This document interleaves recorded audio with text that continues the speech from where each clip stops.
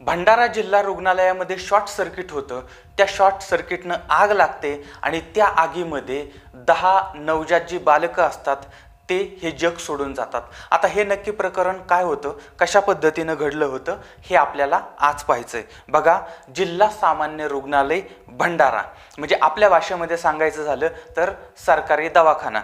तर या सरकारी दवाखान्यामध्ये 400 पेक्षा जास्त रुग्ण होते त्यावेळेस, म्हणजे आता तिथं होते. आणि त्यांच्याबरोबर ते असणारे नातेवाईक, म्हणजे अशा पद्धतीनं या ठिकाणचे म्हणजे एक अंदाज तुम्हाला येईल की त्या ठिकाणी किती लोक किंवा किती लोकसंख्या असू शकेल. आता याच रुग्णालयामध्ये सिक न्यूबॉर्न केअर सेंटर म्हणजे केअर युनिट अशा पद्धतीचं SNCU हे एक युनिट आहे. आणि याच्यामध्ये आजारी बाळांना ठेवलं जातं. म्हणजे आपण असं म्हणू शकतो की आजारी बाळांना ठेवण्यासाठीचं जे ICU आहे ते हे आहे. आता या ICU मध्ये 2 भाग आहेत. एक भाग आहे आउटबॉर्न आणि दुसरा भाग आहे इनबॉर्न. आता बघा, जे आउटबॉर्न आहे त्यामध्ये जी मुलं बाहेर जन्माला आलेली आहेत, बाहेरच्या तालुक्यांमध्ये किंवा जिल्ह्यामध्ये बाहेरची किंवा बाहेरच्या रुग्णालयामध्ये जन्माला आलेली आहेत, त्या मुलांना या ठिकाणी ठेवलं जातं आउटबॉर्नमध्ये. आणि इथं आत्ता आउटबॉर्नमध्ये 10 मुलं होती. आणि इनबॉर्न जे आहे ते त्याच हॉस्पिटलमध्ये जे मुलं जन्माला आलेली आहेत त्या मुलांना तिथं ठेवलं जातं. आणि या इनबॉर्नमध्ये 7 मुलं होती. म्हणजे एकूण या सगळ्या म्हणजे SNCU म्हणजेच त्या ICU मध्ये साधारणपणे 17 मुलं तिथं होती. आता ह्या ज्या आउटबॉर्न जे आहे भाग जो आहे त्याच्यामध्ये 9 मुली होत्या आणि 1 मुलगा होता. आणि तो मुलगा सुद्धा बेवारस सापडलेला होता. अशा पद्धतीचे ते 10 जण त्या ठिकाणी होते आउटबॉर्नमध्ये. आता बघा, माझ्याकडे आता हे आउटबॉर्नमध्ये जेवढे होते मुलं तर त्यांच्या आईंची नावं, कारण ती लहान बाळं होती, त्यांचं वय साधारणपणे 1 दिवसापासून ते 3 महिन्यापर्यंतचं होतं. आता त्या मुलांची तर काही नावं नव्हती, पण त्यांच्या आईंची नावं आपल्याकडे आहेत. पण मी फक्त आता गावं सांगतो. तर साकोली या ठिकाणचं उसगाव, तर तिथली एक मुलगी होती. त्यानंतर जांब मोहाडी या ठिकाणची एक मुलगी होती. त्यानंतर भंडारा या ठिकाणचं श्रीनगर पहेला इथली एक मुलगी होती. त्यानंतर गोंदिया मोरगाव अर्जुनी या ठिकाणची एक मुलगी. भंडारा भोजापूर या ठिकाणची एक मुलगी होती. त्यानंतर मोहाडी या ठिकाणचं टाकला त्या ठिकाणची एक मुलगी होती. त्यानंतर मोहाडी उसरला या ठिकाणची एक मुलगी. तुमसर या ठिकाणचं सीतेसारा आलेसूर इथली एक मुलगी होती. आणि भंडारा या ठिकाणचं रावणवाडी इथली एक मुलगी होती आणि एक मुलगा बेवारस होता. अशा पद्धतीनं 9 मुलं त्या आउटबॉर्न या विभागामध्ये आहेत. तारीख आहे 9 जानेवारी 2021, वार आहे शनिवार आणि रात्रीचे साधारणपणे 1-1:30चा सुमार आहे. आता ह्या आउटबॉर्नमधून धूर यायला लागला. आता हे सगळं पॅकबंद होतं, अगदी एखाद्या कपाटासारखं सगळं असं, कारण ते ICU आहे त्यामुळे ते अगदी पॅकबंद होतं आणि त्याच्यामधून धूर येत होता. आता आतमधून धूर येतो हे एका नर्सनं पाहिलं आणि त्यानंतर मग तिनं तो दरवाजा उघडला. दरवाजा उघडल्याबरोबर तिच्या अंगावरती धुराचा लोट आलेला आहे आणि तिला काही दिसत नाही. आणि त्यानंतर मग तिनं आरडाओरडा केलाय, वरिष्ठांना फोन केलेला आहे. त्यानंतर सहकारी, बाकीचे कर्मचारी, कामगार वगैरे सगळी मंडळी त्या ठिकाणी धावलेली आहेत. पुढच्या 5-10 मिनिटात त्या ठिकाणी सगळे आलेत आणि मग त्या ठिकाणच्या कर्मचाऱ्यांनी तिथले दरवाजे, खिडक्या जे काय आहे ते ओपन केलेलं आहे. आणि लक्षात घ्या, त्यानंतर आतमधला धूर बाहेर काढण्याचा प्रयत्न सुरू झालाय. तोपर्यंत आत जाता येत नव्हतं, इतका आतमध्ये धूर कोंडलेला होता. ज्या वेळेस मीडियावाले आतमध्ये गेले होते त्यावेळेस सुद्धा आतमध्ये अत्यंत विदीर्ण अशी अवस्था होती आणि धुरकटलेलं वातावरण होतं. तुम्ही विचार करा, मीडियावाले तासाने, 2 तासांनी, 4 तासांनी तिथं गेले असतील तरी तिथलं वातावरण असं होतं. म्हणजे ज्या वेळेस ती घटना घडली होती त्यावेळेसची अवस्था काय असेल याची फक्त तुम्ही कल्पना करा. त्यानंतर मग ते फायर ब्रिगेडवाले, बाकीची मंडळी जे जे काही सेफ्टीसाठी करता येईल ते करण्याचा प्रयत्न झालेला आहे. आग विझवण्याचा प्रयत्न झालेला आहे आणि ही जी मुलं होती त्या मुलांना वाचवण्याचा प्रयत्न या ठिकाणी करण्यात येतो आहे. आता विचार करा की पूर्णपणे त्या आतमध्ये धूर आहे त्या आणि आतमध्ये 10 मुलं आहेत. ज्या ठिकाणी लोखंड वितळतंय त्या ठिकाणी प्लॅस्टिक वितळतंय आणि त्याच ठिकाणी सगळा धूर साठलाय, आग लागलेली आहे आणि इथं ही लहान मुलांची कातडी, एक आपण फुगा फुगवल्यानंतर त्या फुग्याची जशी कातडी असते ना, त्या पद्धतीने इतकी नाजूक की त्यांना वाफ जरी लागली तरी त्या गोष्टीचा त्रास होतोय. आणि या ठिकाणी सगळी बाळं आजारी होती आणि 1 ते 3 महिन्यापर्यंतचं वय त्यांचं होतं. आणि अशी बाळं, याच्यामध्ये 3 बाळं ही त्या आगीमध्ये जळून गेली आणि उरलेली जी 7 होती ती त्या धुरानं, म्हणजे बाळांचा विषय सोडून द्या, तिथं कोणी मोठा व्यक्ती जरी असता तरी अशा धुरामध्ये गुदमरून गेला असता. तिथं छोट्या बाळांची तर काय अवस्था झाली असेल विचार करा. अशा पद्धतीनं 10 जणांचा म्हणजे 10 बाळांचा त्या ठिकाणी मृत्यू झालेला आहे. आणि नंतर मग त्या मुलांना तिथून बाजूला करण्यात आलेलं आहे. आणि दुसरीकडे जो इनबॉर्न होता तर त्याच्यामध्ये 7 मुलं होती. तर त्या 7 मुलांना मग सुरक्षित स्थळी हलवण्यासाठीचे प्रयत्न झाले होते आणि ती सगळी मुलं सुरक्षित होती. आता याच्यामध्ये जी सुरक्षित मुलं होती याच्यामध्ये 2 जुळ्या मुलींसह 5 मुलं होती. आता ती सुद्धा म्हणजे कुठली होती काय होती याच्याबद्दलची आपल्याकडे माहिती आहे, पण तो विषय काय आता या ठिकाणी मी सांगत नाही. पण ती 7 मुलं सुदैवाने या ठिकाणी वाचलेली आहेत. आणि बाकीचे जे रुग्ण होते ते रुग्ण सुद्धा सुरक्षित स्थळी हलवण्यात आलेली आहेत. आता जी 10 मुलं याच्यामध्ये गेलेली आहेत ते 10 मुलं ही काळवंडलेली होती. आता 3 जण तर त्याच्यामध्ये, आता खरं तर हे बोलताना पण मला म्हणजे कसं म्हणजे शब्द काय मांडावेत ते कळत नाहीये. पण त्याच्यातले 3 मुलं अशा पद्धतीने गेलीत आणि 7 मुलं ही पूर्ण म्हणजे बाकीची तर सगळेच काळवंडलेले होते. मला माझे शब्द आता हे प्रकरणच अशा पद्धतीचं होतं. म्हणजे ज्यावेळेस मी हे वाचत होतो किंवा ज्यावेळेस मी ह्याच्या नोट्स काढत होतो त्यावेळेस आता माझी अवस्था काय झाली असेल विचार करा तुम्ही. पण मुलं ओळखू येत नव्हती आणि कोणाचं बाळ कोणतं आहे किंवा काय आहे कोणाला काही कळत नव्हतं. अत्यंत सावळा गोंधळ त्या ठिकाणी होता. आणि नंतर मीडियामध्ये दिवस उजाडता मीडियामध्ये बातमी आली आणि त्याच्यानंतर मग पुढाऱ्यांचं मग पुढे येऊन मग त्यांनी प्रतिक्रिया देणं आणि दुःख व्यक्त करणं अशा पद्धतीच्या गोष्टीसुद्धा या ठिकाणी झाल्या. पण ठीक आहे, आता तो भाग वेगळा आहे. आता या ठिकाणी या वॉर्डमध्ये किंवा या युनिटमध्ये 1 डॉक्टर आणि 4 ते 5 नर्स होत्या. विचार करा, म्हणजे होत्या म्हणजे असायला पाहिजे होत्या. पण ज्यावेळेस ही घटना घडलेली आहे त्यावेळेस मात्र तिथं कुणीही नव्हतं. म्हणजे आता हे सगळे मंडळी काही झिम्मा फुगडी खेळायला गेले होते का? विचार करा, एखादं शॉर्ट सर्किट होतं त्यावेळेस छोटीशी आग लागते. छोटीशी आग लागल्यानंतर ती हळूहळू वाढायला लागते. या ठिकाणी जर कोणीतरी असतं तर त्या व्यक्तीनं लगेच ती आग एक तर विझवली असते किंवा लाईटी बंद केल्या असत्या किंवा त्या जे छोटे बाळं आहेत त्यांना पटकन बाजूला केलं असतं.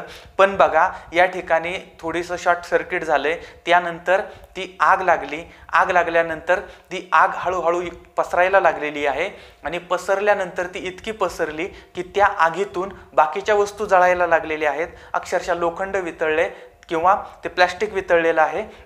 आणि मग ती आग इतकी वाढली की त्याच्यातनं इतका धूर तयार झाला की अक्षरशः संपूर्ण ते जे युनिट होतं ते पूर्णपणे कोंडलं गेलेलं होतं. आता हे सगळं होण्यासाठी किमान तासाभरापेक्षा जास्त वेळ लागला असेल. म्हणजे तुम्ही विचार करा की ह्या लोकांचे म्हणजे हे जे कर्मचारी होते त्या कर्मचाऱ्यांचा किती काय म्हणतात ना त्याला की किती जबाबदारीने ही मंडळी वागतायत. आणि हा एवढं सगळं झालं नंतर हा धूर बाहेर यायला लागला आणि त्यावेळेस त्यांना हे सगळं कळतं आहे आणि नंतर मग हे लोक सगळे धावत येत आहेत. इतकी कार्यतत्परता या सगळ्या मंडळींनी दाखवलेली आहे. आणि नातेवाईक असं सांगतायत की मागच्या 10 दिवसापासून काही आईंना आपल्या मुलींना म्हणजे मुलांना म्हणजे जी बाळं होती त्या बाळांना भेटून सुद्धा दिलेलं नाहीये.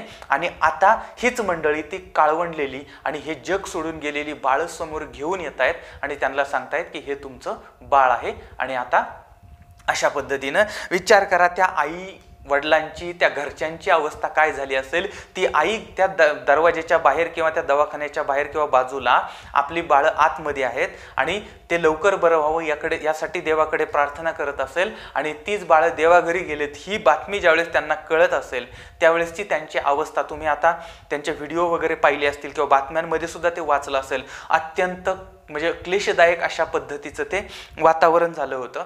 आणि आता ह्या सगळ्या प्रकरणामध्ये बघा 12 मे 2020 आग प्रतिबंधक उपाययोजना अंदाजपत्रक व प्रारूप हे सगळं तयार करून सहसंचालक आरोग्य सेवा यांच्याकडे पाठवण्यात आलेलं होतं. कधी? 12 मे 2020ला. आणि ही फाईल हळूहळू मग इकडून तिकडून इकडं असं कासवाच्या पावलाने मंत्रालयामध्ये गेलेली आहे आणि मंत्रालयामध्ये ती पडून आहे. त्याच्यावरती कोणताही निर्णय झालेला नाही आणि आता सरकारने 5 लाखाची मदत जाहीर केलेली आहे.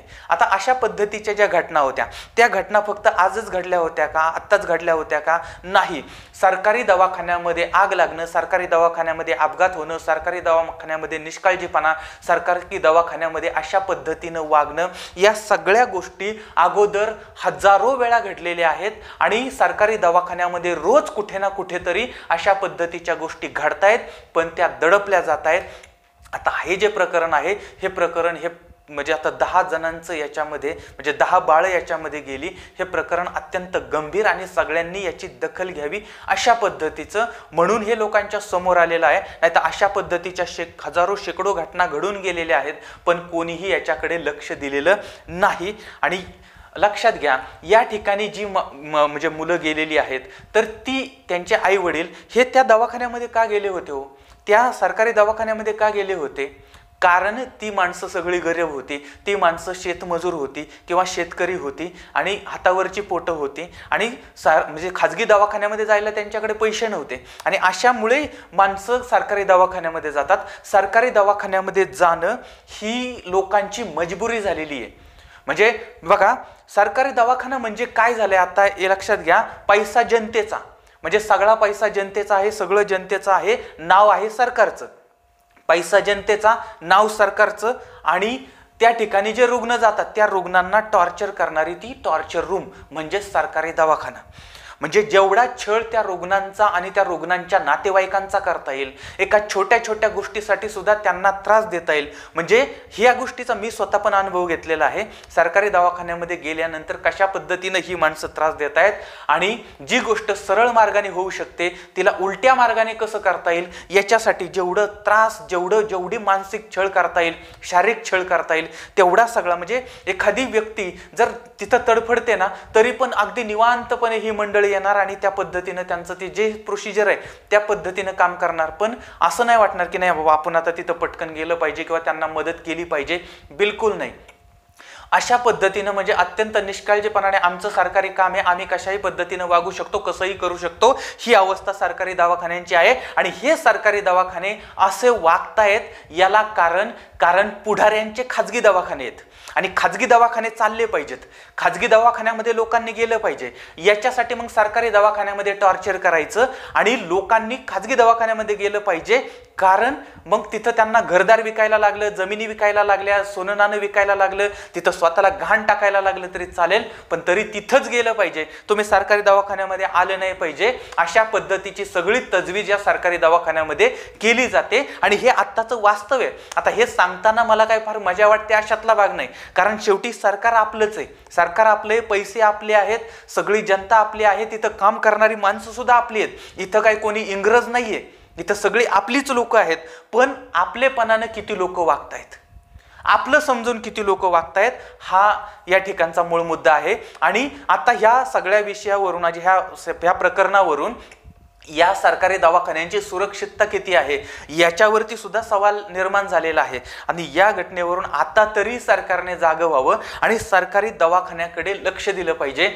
जे म्हणजे खाजगी दवाखान्यांमध्ये ज्या सुविधा मिळतात, ज्या पद्धतीनं होतं ते सरकारी दवाखान्यामध्ये नाही होऊ शकत का? 100% होऊ शकतं जर या पुढाऱ्यांनी, सगळ्याच पक्षाचे, सगळ्याच पार्टीचे पुढारी बरं का, यांचे प्रत्येकाचे दवाखाने आहेत आणि त्या दवाखाने चालण्यासाठी मग हे सगळं चाललेलं असतं.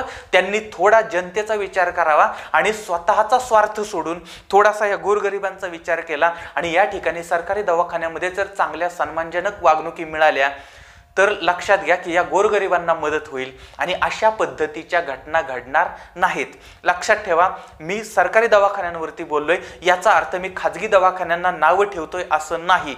खाजगी दवाखाने सुद्धा त्यांच्या पद्धतीनं त्यांचं काम करतायत. त्यांची सुद्धा काही मजबुरी असू शकते, पण तो भाग वेगळा आहे. आज आपण बोलतोय सरकारी दवाखान्यांवरती आणि ते आपले दवाखान्यात आपण चालवतोय, पण तरीही त्याच्यामध्ये आपलेपणाचा अभाव आहे याचा विचार आपण सगळ्यांनी केला पाहिजे. आणि ह्या जे राजकीय मंडळी आहेत त्या सगळ्या मंडळींनी, शासनाने आणि प्रशासनाने या सगळ्यांनी याचा विचार करावा आणि आपण लोकांनी सुद्धा या संदर्भात आपल्या जवळचे जे कोणी पुढारी असतील तर त्यांच्याशी बोलून या विषयावरती चर्चा करावी एवढी एक विनंती करतो. आणि अशा पद्धतीच्या घटना पुन्हा घडू नयेत याच्यासाठी आपण सुद्धा सावध राहिलं पाहिजे. आणि या दवाखान्यांनी सुद्धा आता इथून पुढे आता सरकारनं त्या दृष्टीनं म्हणजे या लोकांना 5 लाख रुपये दिलेले आहेत, त्याचबरोबर ती म्हणजे जाहीर केलेले आहेत, त्याचबरोबर ते आता सरकारी दवाखान्यांचे ऑडिट वगैरे करण्याचा प्रयत्न चाललेला आहे. हा प्रयत्न चांगलाच आहे, त्याबद्दलचं अभिनंदन करूया. आणि आत्ताच्या सरकारने पण जी पावलं उचलली ती पण अत्यंत कडक आणि चांगल्या पद्धतीची आहे, त्याबद्दलही त्यांचे अभिनंदन करूया. पण हे जे आत्ता उचललेलं आहे ते कायम टिकावं आणि त्याच्यातून जनतेला फायदा व्हावा एवढीच एक विनंती आहे. पुन्हा भेटूया उद्या रात्री 8:30 वाजता. उद्या म्हणण्यापेक्षा आज रात्री 8:30 वाजता. तोपर्यंत धन्यवाद. जय हिंद, जय महाराष्ट्र.